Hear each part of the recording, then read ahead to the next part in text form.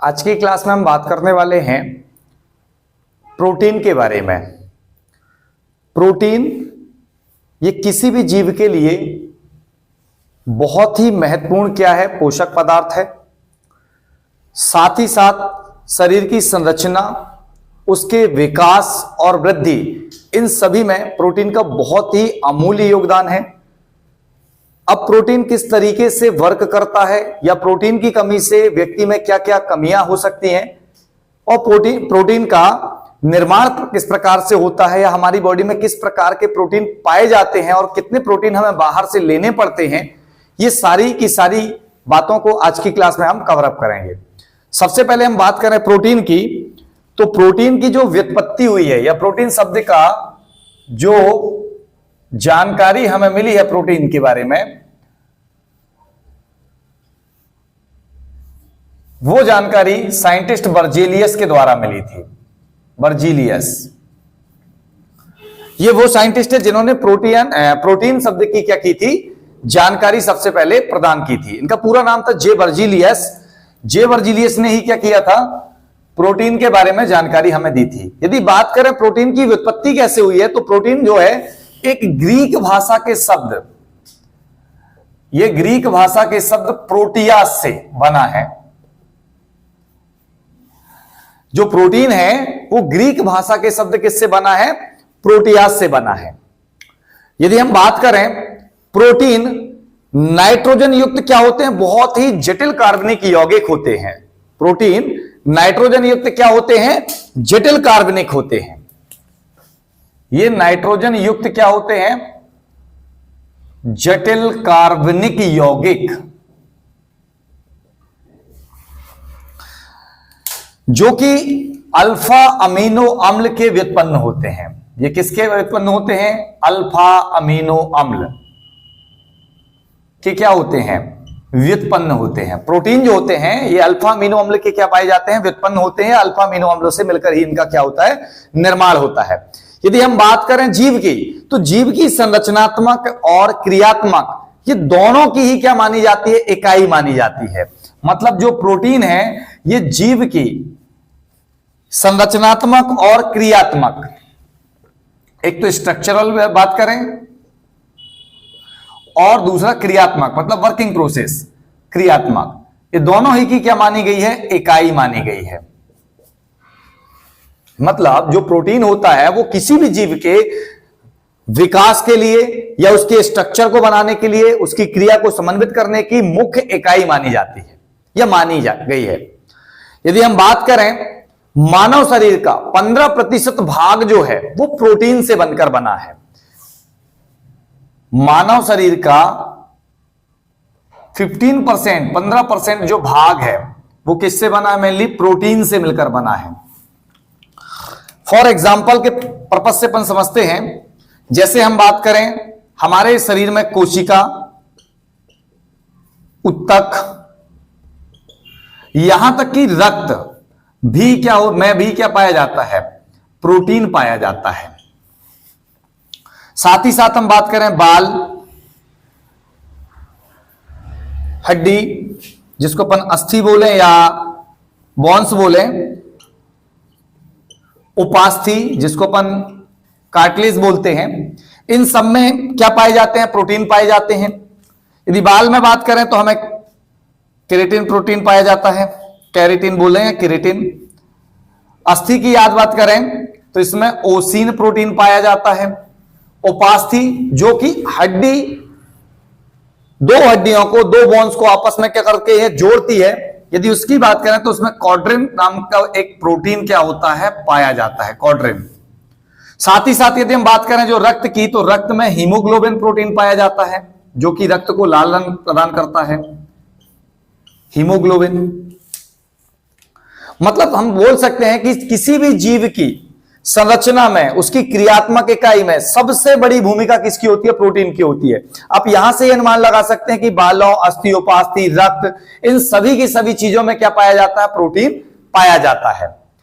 साथ ही साथ यदि हम बात करें शरीर में प्रोटीन और अन्य जगह में भी है, जैसे हम बात करें इसकी मेकिंग में, यदि लीवर की बात करते हैं, लीवर जिसको अपन यकृत या यकृत या जिगर बोलते हैं। यदि हम इसमें बात करें तो लीवर बहुत सारे प्रोटीनों का क्या करता है या स्रोत मान सकते हैं जहां पर प्रोटीनों का क्या होता है, निर्माण होता है। जैसे हम बात करें लीवर में सबसे पहले बिलिरुबिन, जो कि मल अर्थात लैट्रिन को पीला करता है, बिलिरुबिन, और साथ ही साथ ये प्लाज्मा को पीला रंग प्रदान करता है। रक्त में जो प्लाज्मा होता है उसको कौन सा रंग देता है, पीला रंग क्या करता है, प्रदान करता है। तो ये लीवर में बनता है। इसके बाद हम बात करें ब्लूवर्डिन होता है, जो कि पित्त में पाया जाता है या पित्त को क्या करता है, हरा रंग देता है। पित्त रस जो बाइल जूस होता है उसको कौन सा रंग देता है, हरा रंग देता है। पित्त वही है जो जब बहुत ज्यादा कोई व्यक्ति फीवर के माध्यम से, बुखार के माध्यम से 6-8 दिन 10 दिन यदि उनको फीवर रहता है तो उसके बाद जब वो खाना ना खाए और खाना ना खाने के बाद जो अमाशय से, पेट से जो रस बाहर निकल के आता है वॉमिटिंग के थ्रू, जो कड़वा होता है स्वाद में, उसे बोलते हैं पित्त। और पित्त को जो हरा रंग प्रदान करता है वो कौन करता है, ब्लूवर्डिन, जो कि कहां बनता है, लीवर में बनता है। साथ ही साथ हेपेरिन प्रोटीन, हेपेरिन जो रक्त के थक्का में बहुत बड़ी भूमिका निभाता है। फाइब्रिनोजेन हो गया, फाइब्रिनोजेन, प्रोथ्रोम्बिन, ये सारे के सारे प्रोटीन रक्त के थक्का में क्या होते हैं, बहुत बड़ी भूमिका निभाते हैं। जैसे हेपेरिन की यदि बात करें कि जहां कटेगा और वहां का हेपेरिन क्या होगा, तुरंत मरेगा और वहां पर क्या बन जाता है, रक्त का थक्का बन जाता है। तो ये सारे के सारे रक्त के थक्का में क्या है, महत्वपूर्ण भूमिका निभाते हैं। ब्लड क्लॉटिंग में, रक्त के थक्का में,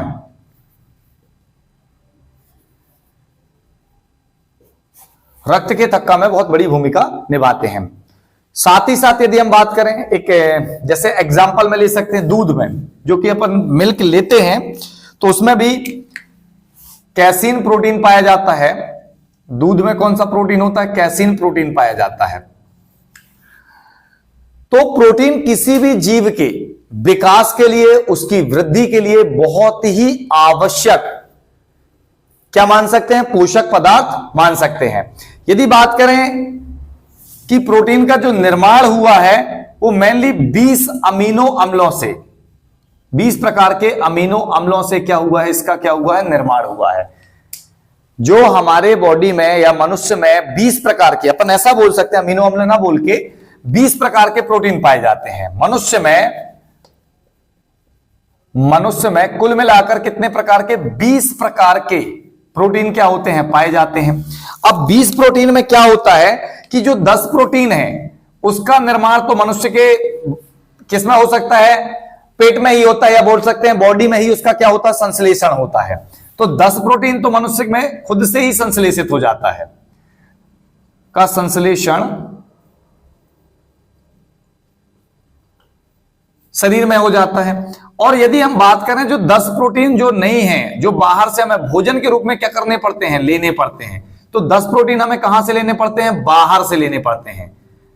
ये भोजन के रूप में लेने पड़ते हैं, बाहर से भोजन के रूप में अपन क्या लेते हैं, 10 प्रोटीन बाहर से लेते हैं। मतलब मेनली किसी भी मनुष्य के विकास के लिए 20 प्रोटीन क्या है, बहुत ही महत्वपूर्ण है। 20 में से जो 10 प्रोटीन होते हैं वो तो शरीर में उसका संश्लेषण हो जाता है, मतलब वो शरीर में ही बन जाते हैं। लेकिन जो 10 प्रोटीन होते हैं उनको शरीर से बाहर या शरीर के बाहर से अपन को लेना पड़ता है। अब वो भोजन के थ्रू ले सकते हैं।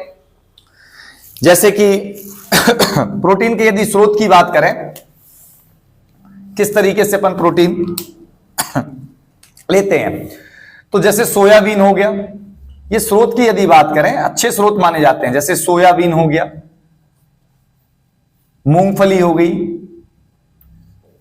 सोयाबीन, मूंगफली, विभिन्न प्रकार की दाल, मांस, अंडा, ये सब प्रोटीन के क्या माने गए हैं, मुख्य स्रोत माने गए हैं। इनके तहत ये अपन क्या करते हैं, ये बाहर से जो प्रोटीन का संश्लेषण शरीर के अंदर नहीं होता तो उन्हें हम खाने के रूप में क्या कर लेते हैं, ग्रहण कर लेते हैं। यदि हम बात करें इसके संगठन की, प्रोटीन के संगठन की, तो ये मेनली इसमें देखा जाए किसी भी प्रोटीन में नाइट्रोजन तो मुख्य रूप से पाया जाएगा, साथ ही साथ ऑक्सीजन, हाइड्रोजन, सल्फर, ये तत्व भी क्या होते हैं, विद्यमान होते हैं। मतलब सभी के सभी प्रोटीनों में नाइट्रोजन तो मुख्य रूप से पाया जाएगा, क्योंकि नाइट्रोजन युक्त जटिल कार्बनिक यौगिक है, तो नाइट्रोजन तो आपका मिलेगा, लेकिन साथ ही साथ उसमें ऑक्सीजन, हाइड्रोजन, सल्फर जैसे तत्व भी क्या रहते हैं, उपस्थित रहते हैं। ये हमारे शरीर में अनुलेखन और स्थानांतरण का भी क्या करते हैं, वर्क करते हैं। हमारे शरीर में, मानव जीव में किसका कार्य करते हैं, अनुलेखन। यदि इनके वर्किंग की प्रोसेस की बात की जाए तो ये हमारे, इसके हम कार्य ले लेते हैं।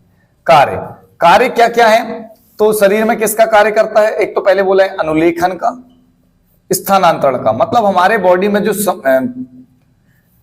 स्थानांतरण हो रहा है सिग्नलों का, माइंड कैपेसिटी या माइंड के थ्रू बॉडी मूवमेंट जो भी है, वो अनुलेखन और स्थानांतरण, ये दोनों कार्य कौन करता है, प्रोटीन के थ्रू होता है। साथ ही साथ हम यदि बात करें इसके, तो शरीर के विकास एवं वृद्धि में बहुत ही इंपॉर्टेंट है। मतलब हम कह सकते हैं, इसका दूसरा पॉइंट ये बोल सकते हैं कि शरीर के विकास एवं वृद्धि में सहायक प्रोटीन एक प्रकार के बोल सकते हैं जैव उत्प्रेरक हैं। प्रोटीन क्या है, जैव उत्प्रेरक हैं, जिसके बिना शरीर की जो विकास क्रिया है रुक जाएगी। तो ये एक प्रकार के हैं जैव उत्प्रेरक, अर्थात ये अपनी उपस्थिति से पूरे शरीर की क्रियाविधि को क्या करते हैं, संचालित करते हैं। तो प्रोटीन के बिना जो विकास होगा, जो वृद्धि होगी, मतलब कोई भी व्यक्ति पूर्ण रूप से क्या नहीं हो पाएगा, विकसित नहीं हो पाएगा। इसके साथ ही साथ हम बता दें, यदि प्रोटीन के विकृतीकरण की,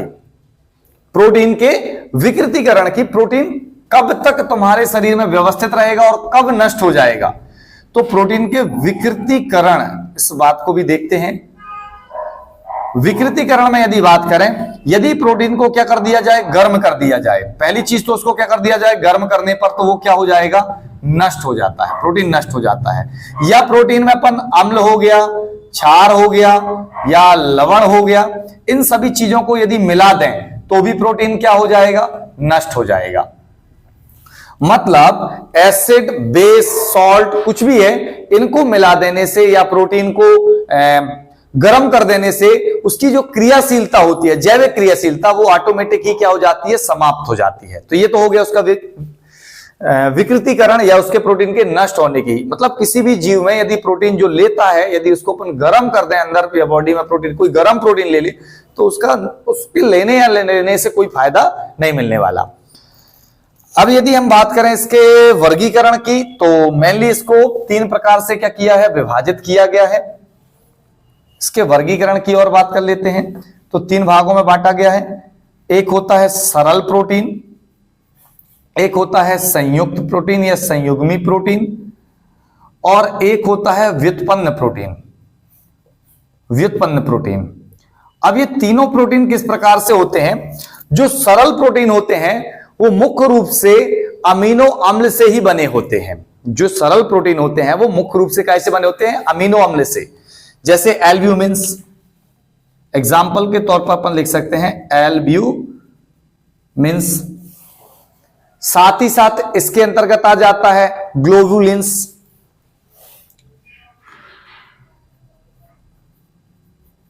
ये कौन से प्रोटीन है, सरल प्रोटीन, जो मुख्य रूप से किससे बने हैं, अमीनो अम्ल से बने होते हैं। अब बात करते हैं हम व्युत्पन्न प्रोटीन की या संयुग्मी प्रोटीन। संयुग्मी प्रोटीन क्या होते हैं, जिनमें अणु के साथ साथ समूह भी क्या ले लें, भाग ले लें। जैसे क्रोमोप्रोटीन, अब इनमें अणु तो भाग लेते हैं, साथ साथ इनमें क्या लेते हैं, यौगिक भी क्या ले लेते हैं, समूह भी भाग ले लेते हैं, तो वो होते हैं संयुग्मी प्रोटीन। जैसे हो गया क्रोमोप्रोटीन, ये इसके अंतर्गत आ जाएगा। व्युत्पन्न प्रोटीन क्या होते हैं, जो प्राकृतिक प्रोटीन के अपघटन के फलस्वरूप क्या होते हैं, प्राप्त होते हैं, तो उसमें आ जाएगा अपना, जैसे पेप्टीन हो गया या पेप्टाइड बोल सकते हैं, पेप्टाइड हो गया, पेप्टीन हो गया, प्रोटीन्स हो गया, प्रोटीन्स, पेप्टीन, ये सारे के सारे किस कैटेगरी में चले जाते हैं, ये जाएंगे व्युत्पन्न प्रोटीन की कैटेगरी में।